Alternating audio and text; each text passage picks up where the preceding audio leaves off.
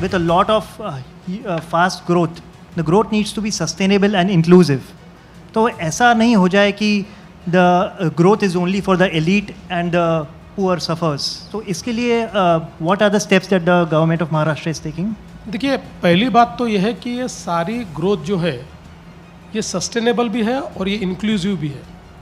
मैं आपको एक उदाहरण बताता हूँ कि वाडभण में हम लोग even in the first phase हम लोग करीब 1 लाख लोगों को एम्प्लॉयमेंट देंगे और धीरे धीरे करके 10 लाख लोगों को एम्प्लॉयमेंट अकेला वाडभण देगा।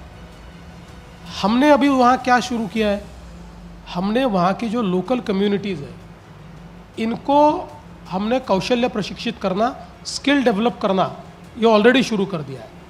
और मैंने स्वयं JNPA को और हमारी वाडभण की जो अथॉरिटी, हमने जो एक जॉइंट कंपनी तैयार की है, उनको ये कहा है कि जब तक लोकल कम्युनिटीज़ को हम लोग इन्वॉल्व नहीं करते तब तक कोई चीज़ ये सफल नहीं होती।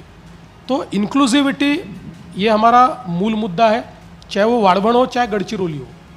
मतलब हम तो अभी MMR की बात कर रहे हैं, लेकिन गढ़चिरौली में भी हम लोग क्यों सफलता के साथ काम कर पा रहे हैं, तो वहाँ पर अभी तक करीब 20,000 लोगों को हमने एम्प्लॉयमेंट दी।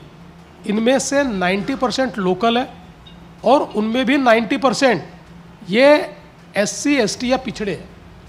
तो एक प्रकार से इंक्लूसिविटी जो है उसके ऊपर हम लोगों का बहुत भार उसके ऊपर हमने दिया है। और उसके साथ साथ हम लोगों को विकास करना है, विनाश नहीं करना है। हम सस्टेनेबिलिटी के साथ करना चाहते हैं।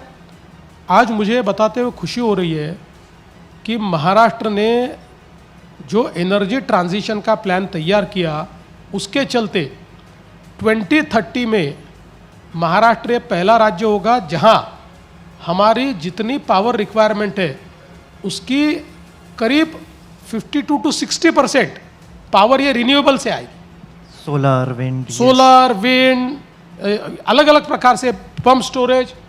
और हम लोग अगले 5 सालों में तो महाराष्ट्र को पंप स्टोरेज का हब तैयार कर रहे हैं। पंप स्टोरेज ये बैटरी की तरह काम करता है, रिन्यूएबल है, ये बैटरी की तरह काम करता है, ग्रिड स्टेबिलिटी करता है। आज when I sit with you today, जो हम लोगों ने पंप स्टोरेज में MOUs किए हैं और जो एडवांस स्टेज पर है वो 65,000 मेगावाट के। और आने वाले दिनों में मैंने ये लक्ष्य तय किया है 1 लाख मेगावाट, 100,000 मेगावाट के केवल पंप स्टोरेज। हम लोग देश को पंप स्टोरेज देंगे, देश को हम बिजली दे पाएंगे। ये सारी रिन्यूएबल बिजली है। तो एक प्रकार से रिन्यूएबल का हब ये महाराष्ट्र को हम लोग तैयार कर रहे हैं। दूसरी ओर बहुत बड़े पैमाने पर महाराष्ट्र में हमने प्लांटेशन के ड्राइव किए। हम लोगों ने इस साल तो 11 करोड़ किया है, लेकिन अगले साल से हर साल इंक्रीमेंटली हम लोग ये चाहते हैं कि हम लोग महाराष्ट्र में धीरे धीरे अगले 5-6 सालों में 250 करोड़ पेड़ लगाए, ताकि महाराष्ट्र ये देश के बेंचमार्क राज्यों में आए। और मुझे बताते हुए खुशी होती है 14 से 19 जब हमारा शासन था उस समय भी हमने इसको एक ड्राइव के रूप में लिया था। और 2020 में फॉरेस्ट ऑफ इंडिया ये रिपोर्ट सेंट्रल गवर्नमेंट ने जब जारी की तो महाराष्ट्र केवल एक ऐसा राज्य था जहां फॉरेस्ट कवरेज भी बढ़ा था, मैंग्रोव्स कवरेज भी बढ़ा था और ट्री कवरेज भी बढ़ा था। तो उसी को हम आगे ले जाना चाहते।